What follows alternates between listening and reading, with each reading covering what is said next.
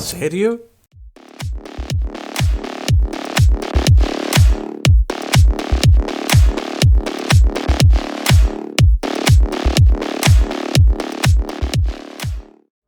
Aló, bienvenidos al canal People Like Us, People Like You, y hoy vamos a intentar hacerle un poco de justicia a esta saga que va del 2013 al 2015, y vamos a ignorar un poco lo anterior y posterior. Esta trilogía estuvo gratis en Epic Games hace cosa de un mes, y después de pasarme el primero y comentarlo con un par de colegas, me planteé hacerle una reseña y explicaros mi problema personal con el Shadowrun, el Cyberpunk y los que hay entre medio y seguramente los que vendrán. Para empezar, deciros que en la ciencia ficción, cuando se habla del futuro, existen dos subgéneros, dos planteamientos, contrarios, que son el solarpunk y el cyberpunk. El solarpunk es un futuro en el que la humanidad ha superado sus problemas de energía como raza, ha superado el hambre, la desigualdad, y los problemas de ese tipo de novelas van más al estilo Star Trek: La Nueva Generación. Son la ética, la moral, la justicia. Vamos a decir que tira un poco a utopía. En cambio, el cyberpunk hace referencia a ese futuro en el que la humanidad ha desarrollado una fuerte dependencia tecnológica y está supeditada a todos los males derivados de la falta de energía, del hambre, la escasez de agua y todo en distinto grado. Buscando ejemplos, podemos ir desde los Juegos del Hambre, Running Man, Blade Runner, hasta películas más catastrofistas. Podríamos llamar a todo esto distopía, pero igual mi percepción del mundo está algo alterada, porque yo juraría que vamos de cabeza, pero bueno. El Shadowrun como tal, es un juego de rol que apareció en 1989 y que actualmente, que yo sepa, va por su sexta edición. Yo lo conocí cuando iba por la tercera, ¿vale? Y me encantó. Shadowrun habla de los Shadowrunners, habla de los que van en las sombras, y el contexto del juego se basa en 4 eventos. 1. La toma de poder de las megacorporaciones. Se establece un decreto que permite que las empresas funden países, compren terreno, lo que hace que el mapa político de este juego incluya grandes corporaciones donde ahora hay países. En Estados Unidos podemos encontrar la Confederación de los Pies Negros, donde estaba Arizona, y ahora vais a ver por qué. Y en cambio en Europa, igual nos encontramos la corporación Face, Amazon, Google, ¿vale? Donde estaba Europa, o toda fragmentada. 2. El despertar y la vuelta de la magia. Los países y las naciones, los pueblos que siempre estuvieron o mantuvieron el contacto con la tierra, con los espíritus y creencias similares, ven que de pronto todos sus rituales tienen consecuencias reales. Vuelve la magia, vuelven las criaturas mágicas, vuelven los dragones. Y eso hace que los pueblos cuya cultura tire más a este ámbito ganen poder. Por eso ahora, en vez de Arizona, está la Confederación de los Pies Negros. Porque no te sirve de nada llevar ametralladoras a una pelea con magia. Punto número 3. La tecnología. Están los implantes, la inteligencia artificial y la matriz. O sea, el concepto de implante es justamente el que tenemos en mente, ¿no? Brazos y piernas más fuertes, interfaz entre ojo y pistola, mejora de pulmones, de corazón, blindaje subdérmico bajo la piel. Y por otro lado, la red, internet, avanza tanto que se usa la realidad virtual para interactuar con ella y dentro de ella. O sea, estamos hablando de Matrix, estamos hablando de lo que se ve en Ready Player One. Así es como es la red ahora. Y por último, la goblinización. No se sabe por qué motivo, pero los humanos, al llegar a la pubertad, no todos, sufren violentas mutaciones que los convierten en otra cosa. Igual cogen 100 kilos de masa muscular y les salen cuernos, y se convierten en troll, que la piel se les vuelve verde y correosa, se convierten en orcos, que pierden 1 metro de altura y se vuelven de pellejo duro, convirtiéndose en enanos, a que les salen orejas puntiagudas y ahora son elfos. Estamos hablando de un futuro con variedad de razas y todo lo que ello conlleva en referencia al racismo y a los problemas sociales. ¿Por qué? Porque en este contexto tan rico y lleno de posibilidades, el escenario va acompañado de falta de agua, falta de comida y falta de energía, entre otros. Por lo que el escenario son las urbes, grandes ciudades o capitales donde están todos los recursos, rodeado de miseria, rodeado de un gueto que se pierde en la lejanía. Entonces, ¿quiénes son los Shadowrunners? Son los mercenarios, son aquellos que contratan los distintos poderes para hacer cualquier cosa. Robos, espionaje industrial, sabotaje, secuestro de activos, recuperación de artefactos y cualquier cosa que se os ocurra en un mundo de estas características. Entonces, ¿qué ocurrió cuando salió el primer Shadowrun en 2013? Yo me ilusioné, eso fue lo que pasó. Veía el mundo de Shadowrun, el planteamiento cyberpunk tan lleno de posibilidades, y ya cuando vi que sería un juego de rol isométrico, ya ahí no me podía aguantar. Pero pasó lo que suele pasar cuando tienes altas expectativas. Fatality. Y no sería la primera vez. Si pensamos en lo que se consiguió con The Witcher 3, el nivel de madurez, cómo te presentaban las historias, y lo combinamos con la temática cyberpunk, yo al menos me llevé una hostia colosal. Pero todo esto va a ir para otro vídeo. Ahora vamos a dejar de llorar y os voy a contar sobre el juego. Shadowrun, ¿es un mal juego? No, no es un mal juego. Solo me he pasado el primero de la saga, ya veré lo que hago con los otros dos, y la verdad no me ha disgustado. Así que, sus cuento. Es un juego de rol y en general está bien planteado. Puedes elegir cualquiera de las razas disponibles, luego eliges un arquetipo, y luego eliges o repartes las características y las habilidades de tu personaje. Positivo es que tienes toda la libertad dentro de lo que el juego te ofrece. Lo que me gusta menos es el cambio de sistema, me explico. El Baldur's Gate 1 usa el sistema de dragón y mazmorra de la época. El Drakensang usa el sistema de juego en el que se basa el juego de rol del mismo nombre. Shadowrun no usa el sistema de juego en el que se basa. Entiendo el por qué lo han hecho, porque es un sistema más complicado de llevar al ordenador, pero en mi cabeza eso le quita puntos. Y nada, realizas misiones o matas gente, consigues experiencia, subes de nivel y te vas subiendo lo que tú quieras a tu criterio. Os hablaría del tema de inventario, pero el juego no está orientado a la exploración y acumulación de basura. Tienes una primera parte muy tutorial, de presentación de la historia y demás, y luego, una vez que te establecen una base, lo que haces es repostar, actualizar, contratar y seleccionar una misión a la que llegarás automáticamente, por lo que no es un juego de mapa abierto, aunque tengas opción. Lo que me lleva a otro punto muy positivo, el editor de campaña. Puedes crear, descargar y jugar historias de la comunidad. Han pasado 8 años y eso vale la pena investigarlo.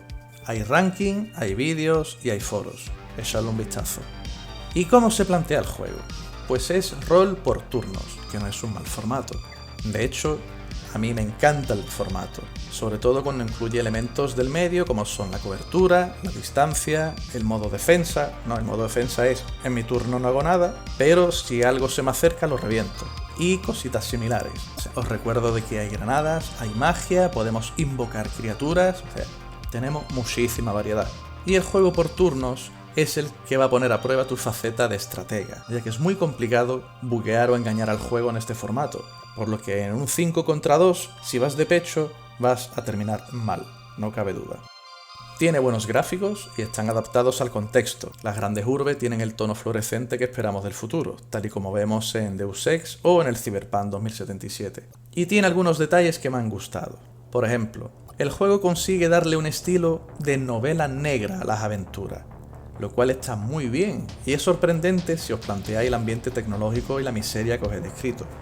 Otro detalle, aunque sea tonto, es que el inventario se refleja en el juego. Yo jamás sentí más felicidad que cuando vi que me podía comprar una camisa hawaiana y que el enano llevaba la camisa hawaiana. Eso me hizo un montón de gracia. Eso está guay. Este tipo de detalle en los juegos se agradece. Seguimos con la interfaz, ¿no? Con el HUD. Tanto fuera como dentro del combate, la interfaz es de las más sencillas que te puede echar a la cara. Punto para el juego. Y junto a la interfaz tenemos que alabar la caracterización. Los personajes más recurrentes, aunque solo les veas la foto de perfil, ¿no? Vamos a llamarlo así, son muy ricas en detalle. Y eso está guay. Lo veo un muy buen homenaje o una muy buena referencia al juego de rol original, ya que el estilo es muy similar. Aparte de que son las que mejor reflejan la mezcla de elementos que tiene Shadowrun. Desde los chamanes, pasando por las pandillas e incluyendo los implantes. Junto a lo que ves está lo que oyes. Y al principio me disgustaba un poco el tema que no se le veía shisha al diálogo. Decía, joder, podrían haber hecho que el fulano dijera al menos la primera frase o algo. Es un juego muy silencioso, ¿vale? No hay... nadie inicia la conversación. Y cuando tú pinchas en alguien no se escucha, hey tú, no se escucha nada. pero luego me di cuenta de que quizás lo estaba enfocando mal. ¿Y si este juego se basara más en un estilo de novela visual que en los típicos juegos de rol? En ese momento empecé a disfrutar bastante más del juego.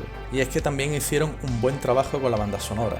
Las tonadillas, la música ambiental y los efectos acompañan mucho y muy bien al efecto de novela visual. Como podéis ver, ya se están juntando distintos elementos que prometen. Tenemos rol por turnos, tenemos novela visual, tenemos buena banda sonora. ¿Cómo son las historias? Pues son humanas y adultas. Perderlo todo en el juego, en las drogas, los conflictos con familiares por herencia, por ideología y la existencia de la esclavitud, el vender tu cuerpo o incluso vender tu moral. Todo eso te lo vas a encontrar en el juego, no como en otros. ¿Qué me ha gustado menos? Que lleva el concepto de Shadowrun al extremo. Como dije antes, pasado una introducción tutorial más o menos larga, llegas a lo que será tu piso franco. Un bar donde tienes a todos los mercaderes, mecánicos, servicios y demás que te pueda hacer falta. Y para enfrentar las misiones puedes controlar a un máximo de 4 integrantes contándote a ti. Pero ojo, que no van contigo ni tus amigos ni aquellos a los que has salvado. Aquí no hay compañeros opcionales. Como mucho, tus amigos te harán un descuento en el precio, porque ellos, como tú, son mercenarios y los tienes que contratar. Así que cuidadito con los gastos, cuidadito con lo de me voy a comprar el mejor equipo, la mejor arma, la mejor pistola. Control, porque en una de estas te vas de misión solo y no te equivoques. En general, en el 90% de las veces, la cosa va a terminar a palos, ¿vale? Así que tú sabrás. Otra cosa que no me ha hecho mucha gracia, el atrecho. O sea, al principio tienes un mapa enorme lleno de edificios y de personas que están para decorar. No hacen nada.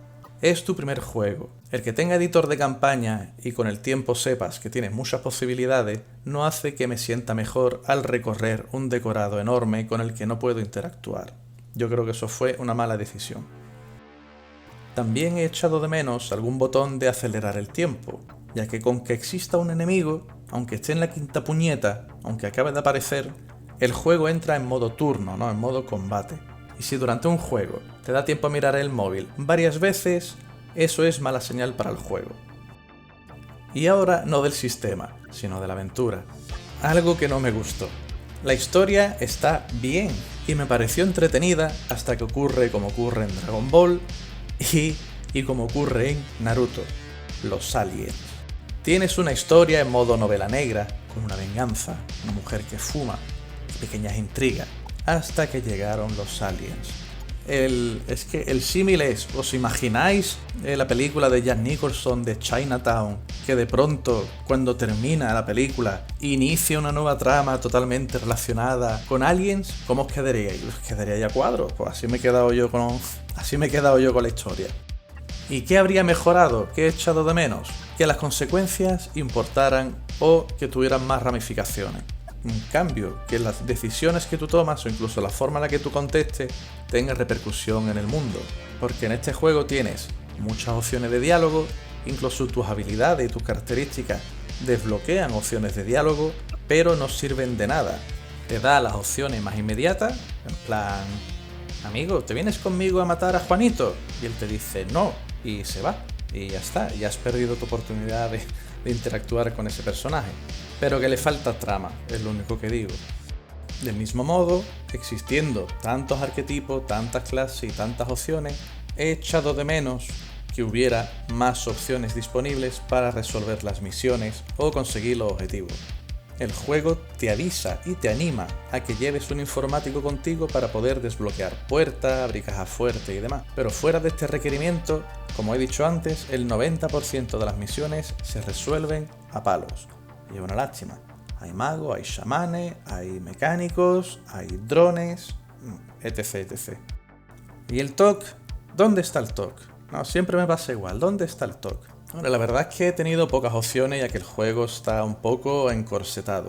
Lo único que os puedo decir es que me hice un enano, piloto de drones, mecánico, con el máximo de carisma, el máximo de etiqueta y el máximo de inteligencia para tener desbloqueadas todas las opciones de diálogo y para que mis drones pegaran por mí. Están para eso, Ramón. Papá están. Oh, yo sí. Ole.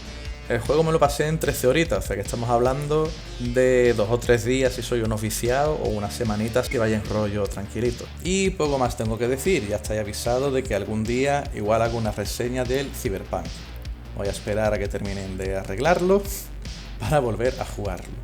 Y también es verdad que Shadowrun es un universo con muchos libros, pero me está costando horrores encontrarlos.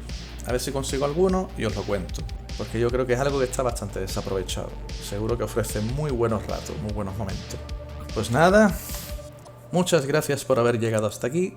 Si te ha gustado el vídeo, dale a like. Si no te ha gustado el vídeo o quieres decirme algo, comentarios. Si quieres seguir escuchándome decir pamplinas, suscríbete. Y si ya te quieres marcar un completo, comparte. Hasta luego.